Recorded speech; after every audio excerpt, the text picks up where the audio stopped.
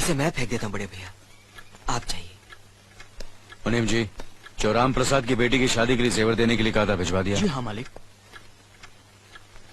शहर में रहकर यही बदतमीजी और ओछी हरकतें सीखी आपने? अपने से बड़ों का लिहाज करना नहीं आता आपको? किससे कह रहे हो तुम? आपसे कह रहा हूँ। औरत पैदा हुई है तो औरत की तरह रहना सीखे। मीना, नकुल, तुम अंदर जाओ।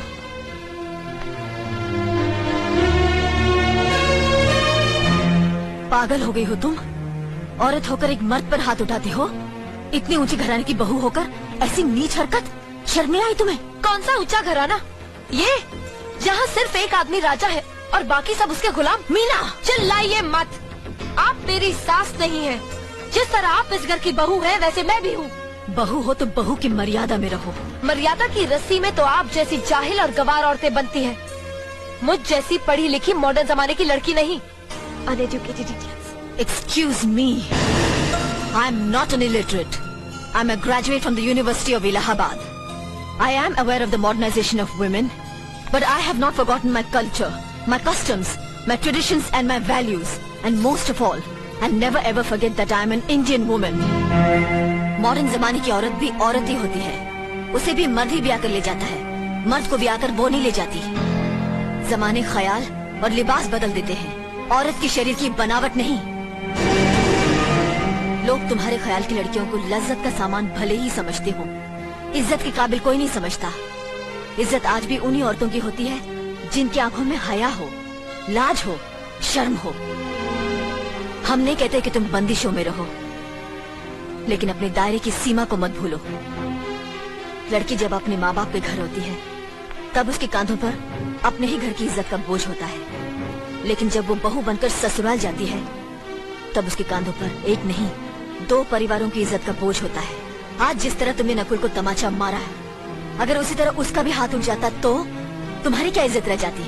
कभी सोचा तुमने? क्या बात है मीना?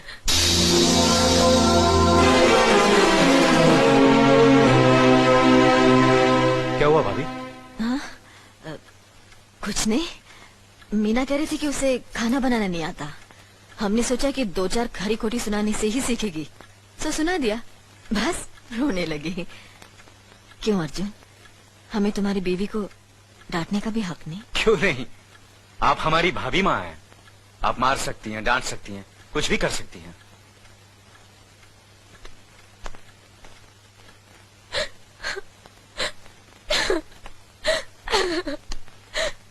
मैंने भूल की जो मैं लोगों के बीच आ गई। मेरी तो इस घर में कोई इज्जत ही नहीं है।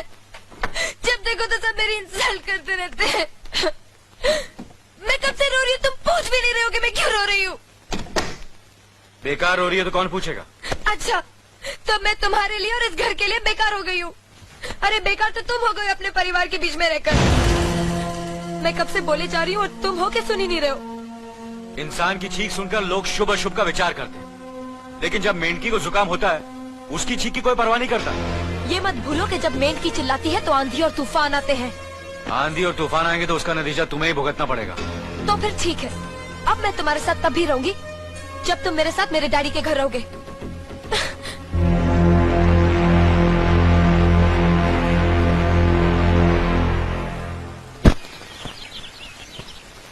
हमारी मीना बहुत प्यारी बच्ची है, लेकिन उसमें अभी भी बचपना है। हमारे तौर तरीकों को नहीं जानती है ना, लेकिन आस्ता आस्ता हम उसे सब सिखा देंगे।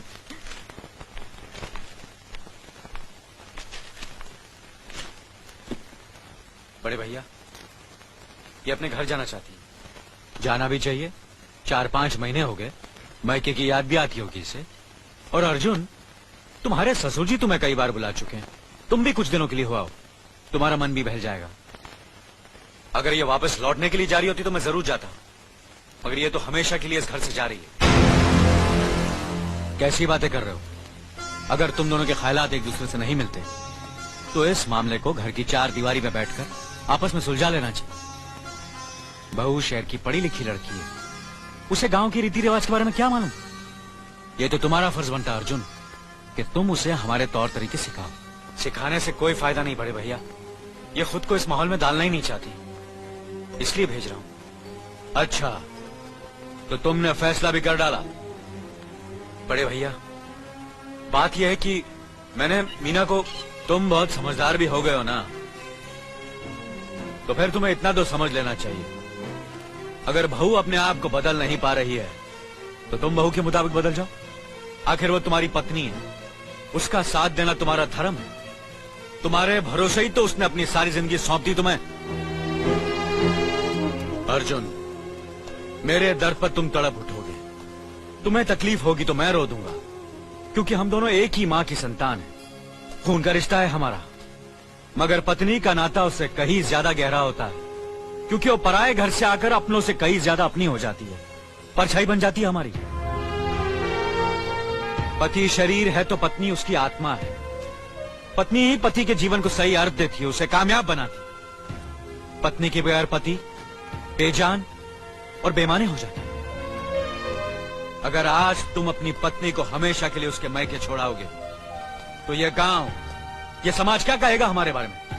जरा सोचो अर्जुन, न्याय के सिंहासन पर बैठकर जो लोगों के अच्छे बुरे का फैसला करता है, अगर उसी के घर में नाइंसाफी होगी तो लोग हंसेंगे हम पर, किसी को मुंह दिखाने के काबिल नहीं रहेंगे हम। बड़े भैया, मुझसे भूल हो गई, मुझे माफ कर दीजिए। मुनीम जी। जी मालिक। जायदाद के दस्तावेज लाइए। जी अभी लाया। बहू, पति ही पत्नी की असली शक्ति होती है।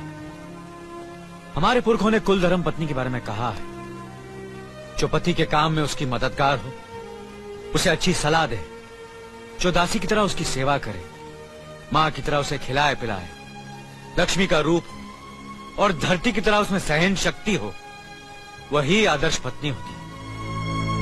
औरत की सोच मर्द का मुकद्दर बनाती है। वो जब बनाने पर आती है तो कुटिया को महल कर देती है, और जब बिगाड़ने पर उतरती है तो महल को मिट्टी का ढेर बना देती है। मालिक, ये जायदाद के दस्तावेज हैं। हमारी जमीन जायदाद कहां कहां है और कितनी है, उसका हिसाब किताब ना बाबूजी को मालूम था, ना हम तीनों भाइयों को मालूम है। बहू, तुम पढ़ी लिखी हो, आज से इसका हिसाब किताब तुम देखोगी। लक्ष्मी जी। अपनी चाबियों का गुच्छा और ये कागजात बहू को दे दो।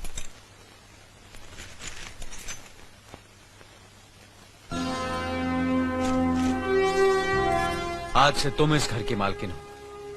तुम जहां कहोगी, जिस कागज पर कहोगी, हम तीनों भाई चुपचाप आंख बंद करके दस्तखत कर देंगे। जैसा कहोगी वैसा ही करेंगे। बस एक ही विनती है बहू, हम तीनों भाइयों को अलग करने का ख्याल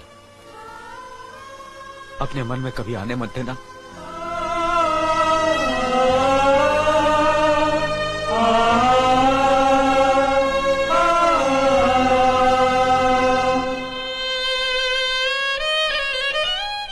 बहुत अच्छा किया तुमने बहू, बहुत अच्छा किया।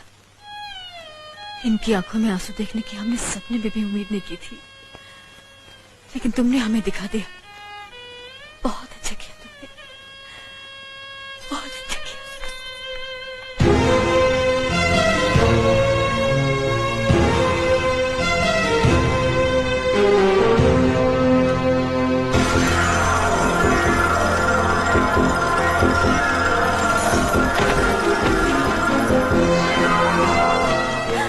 मीना, मीना, क्या हुआ बहू?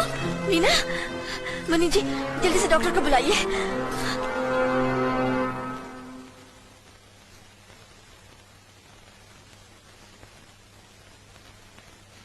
घबराने की कोई बात नहीं, ये माँ बनने वाली है।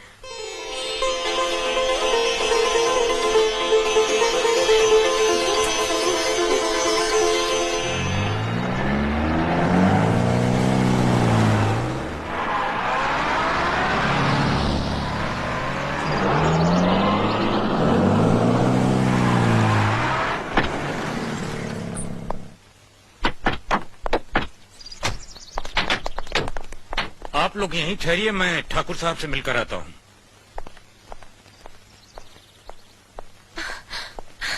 डैडी डैडी कैसी हो बेटी? व्हाट अ प्लेजेंट सरप्राइज, आने की खबर भी नहीं की।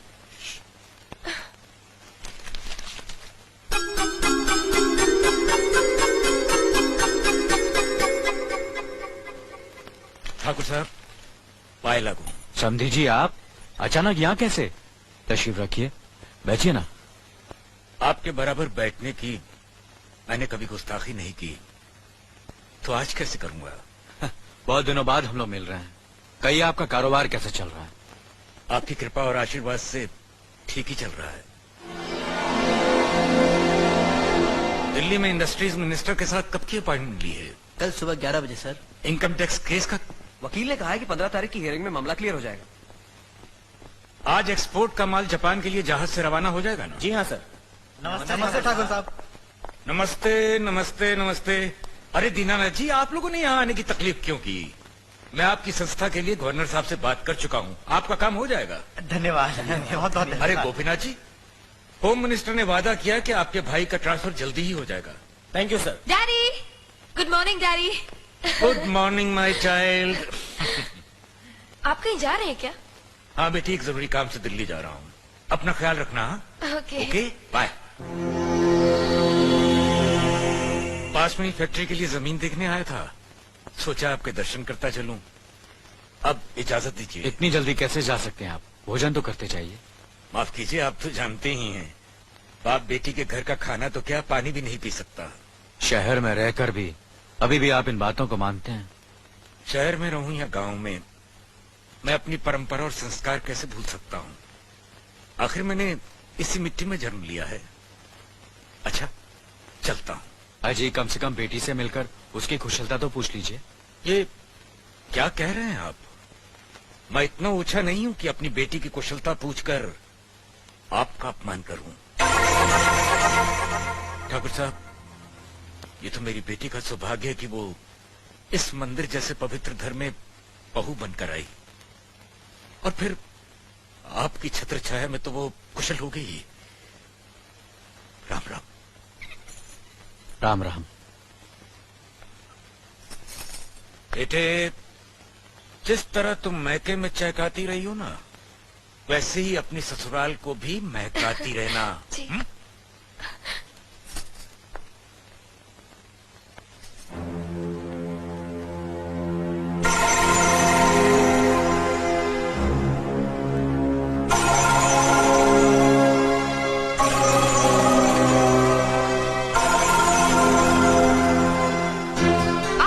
बड़े हैं ना, किससे किस तरह की बात की जाती है, इतनी तमीज तो आपको आनी चाहिए।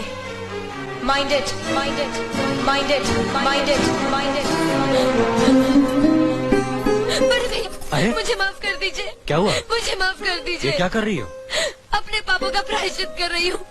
मैंने आप जैसे देवता का अपमान किया है, आपका दिल दुखा है, मुझे माफ कर दीजिए बड़े भैया, मुझे माफ कर दीजिए, मुझे माफ कर दीजिए। लक्ष्मी, मुझे माफ कर दीजिए बड़े भैया, बड़े भैया मुझे माफ कर दीजिए। मुझ पर तरस खाकर मुझे माफ कर दीजिए बड़े चलो भैया। तुम्हें ऐसे नहीं बैठना चाहिए, मुझे माफ इससे बच्चे पर असर पड़ेगा बेटे। मैं आपकी भी दोषी हूँ दीदी, आपने जेठानी की जगह माँ बनकर मेरी गलतियों को बर्दाश्त किया, और मैं अभागन आपकी बेटी न बन सकी। मुझे माफ कर दीजिए दीदी, मुझे माफ कर दीजिए। अब चुप भी हो जा। तो हमने कब तुम्हारी बात का बुरा माना? हाँ, पगली, रोते नहीं, रोते नहीं।